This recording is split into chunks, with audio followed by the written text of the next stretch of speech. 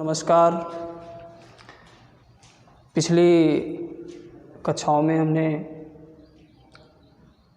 भारतीय इतिहास में एक चैप्टर था भारतीय राष्ट्रीय कांग्रेस, उसको हमने पढ़ा था। भारतीय राष्ट्रीय कांग्रेस की स्थापना, उसके अध्यक्ष, उसके जन्मदाता और जो भारतीय राष्ट्रीय कांग्रेस का अधिवेशन हुआ उसके बारे में भी हमने देखा था। मित्रों, अभी तक जिन्होंने हमारे YouTube चैनल को सब्सक्राइब नहीं किया है, लाइक नहीं किया है या शेयर नहीं किया है, तो सब्सक्राइब करें, अधिक से अधिक लाइक करें, शेयर करें। एक बार पुनः मैं अपने YouTube चैनल में सभी सहयोगियों, सभी मित्रों का अभिवादन करता हूं। आज का जो टॉपिक है वह है राज्य व्यवस्था में संसद। आज हम संसद को पढ़ेंगे। यह शब्द है संसद। संसद शब्द है और जिसकी इंग्लिश होती है पार्लियामेंट। पार्लियामेंट तो भारतीय संसद कहिए या इंडियन पार्लियामेंट कहिए, विभिन्न देशों के अलग अलग पार्लियामेंट हैं, उसके अलग अलग नाम हैं। आपके यहाँ जो भारतीय संसद है यानी इंडियन पार्लियामेंट है, इसे इंडियन पार्लियामेंट के नाम से ही जाना जाता है। हमारे कुछ स्टूडेंट ये पूछते हैं, सर कभी कभी कंफ्यूज हो जाता है कि संसद और सांसद में क्या अंतर है। तो संसद जो होती है एक बॉडी है, एक यानी कि देश की सर्वोच्च संस्था है। इसे दूसरे शब्दों में इसका दूसरा नाम होगा कार्यपालिका। कार्यपालिका इसका दूसरा नाम होगा कार्यपालिका, काम करने वाली। यानी कि कार्यपालिका या संसद यह कानून बनाती है, देश के लिए कानून बनाती है। मुख्य कार्य इसका कानून बनाना है। जो भी लोक महत्व का कानून होगा, सभी कानून जो है संसद या कार्यपालिका बनाती है। कार्यपालिका मीन्स संसद, संसद मीन्स कार्यपालिका। ये एक बॉडी है देश की सबसे बड़ी। इसमें संसद में जो प्रतिनिधि चुन के जाता है, जिसका निर्वाचन होता है, उसे सांसद कहते हैं। उसे सांसद कहते हैं। जैसे आपके यहाँ जो निर्वाचन होता है, संसद का जब चुनाव होता है तो सांसद निर्वाचित हो जाता है। इसे सरल शब्दों में जानेंगे। संविधान में अनुच्छेद 79 अनुच्छेद 79 में संसद के गठन का प्रावधान किया गया है कि भारत में एक संसद होगी। अनुच्छेद 79 कहता है। अब जो है संसद का गठन कैसे होगा, तो संसद के गठन के लिए इसके 3 भाग हैं। संसद के गठन में 3 बॉडी काम करती है। पहला है लोकसभा, यानी संसद का गठन कैसे होगा, तो लोकसभा से होगा। दूसरा है राज्यसभा। राज्यसभा यानी लोकसभा मिलेगी, राज्यसभा मिलेगी। और तीसरी बॉडी है राष्ट्रपति, यानी कि राष्ट्रपति, राज्यसभा और लोकसभा मिलकर के संसद का गठन करेंगे। यानी कि 3 लोग मिलकर के संसद को बनाएंगे। हाँ, इसके बाद आएंगे लोकसभा में। लोकसभा का गठन जब होगा तो लोकसभा का गठन आपको पता ही होगा कि 5 वर्ष के लिए होता है। 5 वर्ष के बाद पुनः लोकसभा का चुनाव कराया जाता है। निवर्तमान समय में 17वीं लोकसभा चल रही है। 17वीं लोकसभा चल रही है, यानी कि 17 बार लोकसभा का गठन हो चुका है। ये आपके कंपटीशन में, करंट अफेयर में भी क्वेश्चन आता है। इस तरह से क्वेश्चन देता है कि निवर्तमान समय में कौन सी लोकसभा चल रही है, तो 17वीं चल रही है, 17वीं लोकसभा चल रही है। और लोकसभा को और किस नाम से जानेंगे, तो पहला इसका नाम है कि लोकसभा को निम्न सदन कहेंगे, निम्न सदन कहेंगे, ये पहला नाम है। दूसरा नाम इसका है कि यह परिवर्तनशील सदन है। परिवर्तनशील क्यों है कि 5 वर्ष के लिए नए लोकसभा का गठन होता है, तो ये परिवर्तनशील सदन है। और साथ ही साथ ये लोकप्रिय सदन भी है, लोकप्रिय सदन भी है। तो तीनों ये नाम जो हैं मोस्ट इम्पॉर्टेंट आपके कंपटीशन के लिए हैं। बार बार वनडे एग्जाम में पूछता है कि निम्नलिखित में से कौन सा निम्न सदन है, तो लोकसभा। कौन सा परिवर्तनशील सदन है, तो लोकसभा। और कौन सा लोकप्रिय सदन है, तो लोकसभा। लोकप्रिय से लोकसभा जोड़ लेंगे। यह तीनों क्वेश्चन मोस्ट इम्पॉर्टेंट क्वेश्चन है कॉम्पिटिटिव कंपटीशन के लिए। ये तो इसके अलग नाम हो गए। अब राज्यसभा की तरफ आएंगे। राज्यसभा की तरफ आएंगे तो राज्यसभा का जो गठन है भारतीय संविधान के अनुच्छेद 80 में, संविधान के अनुच्छेद 80 में राज्यसभा के गठन का प्रावधान किया गया है। जैसे हमने बताया कि लोकसभा का जिस तरह से गठन अनुच्छेद 81 में दिया गया है, संविधान के अनुच्छेद 81 में, कि भारत के लिए एक लोकसभा होगी, यानी कि संसद का जो भाग होगा एक लोकसभा होगा, अनुच्छेद 81 कहता है। और अनुच्छेद 80 क्या कहता है कि राज्यसभा के गठन से संबंधित प्रावधान करता है। जो सदस्य हमने बताया कि 5 वर्ष के लिए सदस्य इसके चुने जाते हैं लोकसभा के, और राज्यसभा के जो सदस्य चुने जाते हैं 6 वर्ष के लिए इनका कार्यकाल होता है। तो पहले थोड़ा सा लोकसभा के बारे में पूरा डिटेल देख लेते हैं। तो हमने ये बताया कि निम्न सदन है, परिवर्तनशील सदन है और लोकप्रिय सदन है। हाँ, इसके बाद लोकसभा का एक अध्यक्ष होता है। अध्यक्ष का जो निर्वाचन होता है वो जितने भी लोकसभा के सदस्य होते हैं उसमें वरिष्ठतम सदस्यों में से इसका चुनाव किया जाता है जो ज़्यादा से ज़्यादा अनुभवी हो, और वरिष्ठतम सदस्यों में से लोकसभा के अध्यक्ष का निर्वाचन किया जाता है। लोकसभा के निर्वाचन, लोकसभा अध्यक्ष के निर्वाचन का यह कोई अतिरिक्त पद नहीं होता अध्यक्ष का, वो सामान्य सदस्य के रूप में ही वेतन भी लेता है। वो सामान्य सदस्य के रूप में वो अध्यक्ष के रूप में नाम निर्देशित किया जाता है, चुन लिया जाता है। आपने देखा होगा पहली लोकसभा का जो गठन हुआ था 1952 में पहली लोकसभा का गठन हुआ था, तो उस समय जीवी मावलंकर पहले लोकसभा अध्यक्ष रहे हैं। जीवी मावलंकर पहले लोकसभा अध्यक्ष रहे हैं। ये बराबर कंपटीशन में क्वेश्चन आता है, वनडे एग्जाम में आता है कि प्रथम लोकसभा अध्यक्ष कौन था, तो जीवी मावलंकर थे। अब देखिए कि जो लोकसभा के सदस्यों का निर्वाचन हो जाएगा, और निर्वाचन में जो लोकसभा के सदस्य होंगे, अधिकतम संख्या जो है संविधान में उल्लेखित की गई है, अधिकतम संख्या जो होगी 552 लोकसभा के अधिकतम सदस्यों की संख्या है। ये भी कंपटीशन में देता है कि लोकसभा के अधिकतम सदस्यों की संख्या कितनी होती है, तो 552।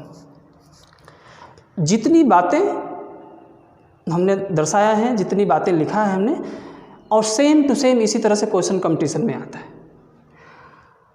फिर पूछता है कि अधिकतम संख्या आपने देखा 552 है, न्यूनतम संख्या के साथ साथ निवर्तमान संख्या या वर्तमान संख्या, ये भी पूछता है कि निवर्तमान समय में लोकसभा की न्यूनतम सदस्य संख्या कितनी है, या लोकसभा में कितने सदस्य हैं, तो न्यूनतम कहिए या निवर्तमान कहिए तो 545, अधिकतम 552 और न्यूनतम 545।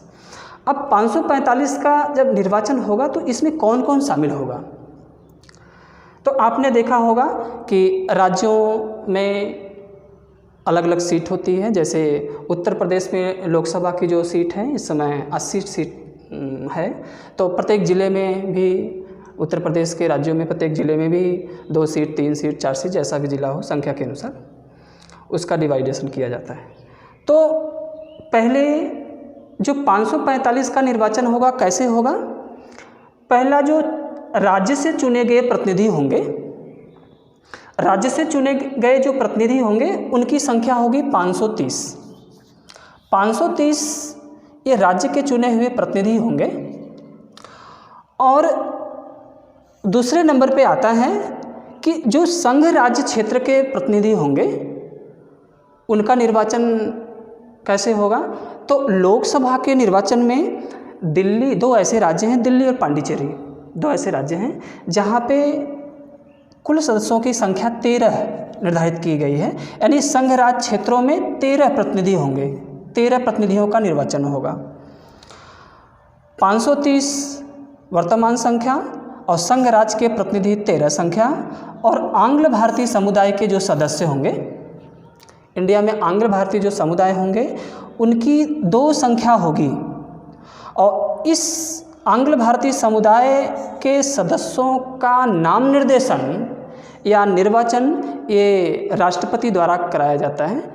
तो ये संख्या कितनी हो गई, आप 530, 13 और 2 जोड़ेंगे तो 545 हो जाएगी, यानी कि 545 निवर्तमान संख्या है और लोकसभा की न्यूनतम संख्या है। कंपटीशन में क्वेश्चन इसी तरह से आता है कि लोकसभा के निर्वाचन में राज्य के कितने प्रतिनिधि निर्वाचित होके जाते हैं, तो 530 लगाएंगे। संघ राज्य दे देता है, बहुत ध्यान से क्वेश्चन को पढ़ के टिक लगाएंगे। संघ राज्य के प्रतिनिधि देता है तो 13 लगाएंगे। हाँ, सबसे मोस्ट इम्पॉर्टेंट क्वेश्चन तीसरा बनता है कि राष्ट्रपति द्वारा लोकसभा में कितने आंग्ल भारतीय समुदाय की नियुक्ति की जाती है, तो 2। मोस्ट इम्पॉर्टेंट क्वेश्चन 2, यानी कि 2 आंग्ल भारतीय समुदाय की नियुक्ति लोकसभा में राष्ट्रपति द्वारा की जाती है। ये मोस्ट इम्पॉर्टेंट क्वेश्चन है, बराबर कंपटीशन में आता रहता है। तो ये बातें लोकसभा के संबंध में हो गई। अब राज्यसभा के संबंध में देखेंगे तो हमने अभी बताया ही कि राज्यसभा का जो गठन होगा अनुच्छेद 80 के अंतर्गत होगा, और राज्यसभा का जो सभापति निर्वाचित होगा, यानी कि राज्यसभा का जो सभापति होगा उसे उपराष्ट्रपति कहते हैं, उपराष्ट्रपति कहते हैं। ये भी आपके कंपटीशन में बराबर क्वेश्चन आता रहता है कि राज्यसभा का उपसभापति कौन होता है, तो राष्ट्रपति, उपराष्ट्रपति होता, उपराष्ट्रपति होता है। हाँ, इसके बाद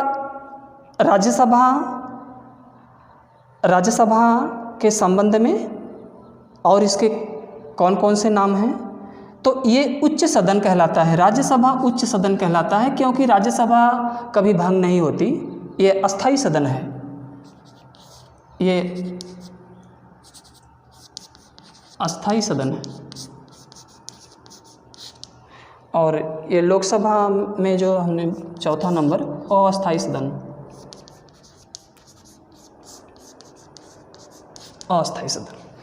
तो राज्यसभा उच्च सदन होता है, ये कभी भंग नहीं होता, चाहे देश किसी भी स्थिति में हो, संकट की स्थिति में हो या किसी भी स्थिति में हो, तो राज्यसभा को भंग नहीं किया जाता। लोकसभा भंग हो सकती है या हो जाती है, तो राज्यसभा द्वारा बनाया गया कानून मान्य होगा। तो राज्यसभा जो भी विधेयक लाएगी, विधेयक राष्ट्रपति के पास जाएगा और राष्ट्रपति उसे अनुमोदन कर देगा, हस्ताक्षरित कर देगा। तो राष्ट्रपति के अनुमोदन के बाद या हस्ताक्षर के बाद वह विधेयक जो है अधिनियम बन जाएगा, कानून बन जाएगा।